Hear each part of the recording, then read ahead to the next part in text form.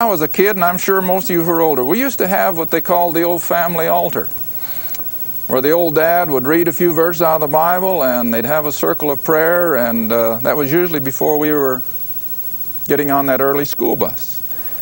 But you don't hear that anymore.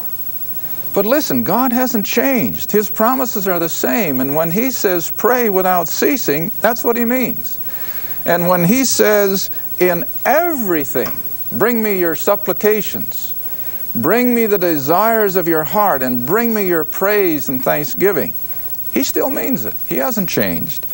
Now then, let's quickly go to Thessalonians chapter 2, and here's another reason I think we as believers should be praying extra hard, because if you know anything about prophecy, and we'll be going back to that in our next program, we know that, or at least we're quite sure, that we're in the final days and hours of this age. And we know that the whole world system is getting ready for the man of sin, the man Antichrist.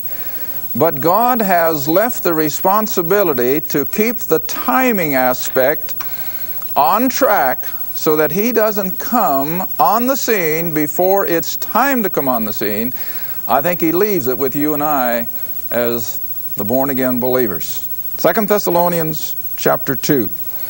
And again, let's drop in at verse 3. And I just told you a moment ago the Thessalonians were going through such awful persecution, they thought they were in the tribulation. And Paul says in verse 3, let no man deceive you by any means, for that day, in other words, the beginning of the tribulation and the coming in of the Antichrist, that day shall not come except there come a falling away first, an apostasy, or also a departure of the saints. In other words, the Antichrist is not going to appear before the church is gone. That day shall not come, and that man of sin be revealed. And then verse 4, who opposeth. Now this is Paul's description from, of course, the Old Testament descriptions of the man Antichrist, who opposeth and exalteth himself above all that is called God or that is worshipped, so that he is God's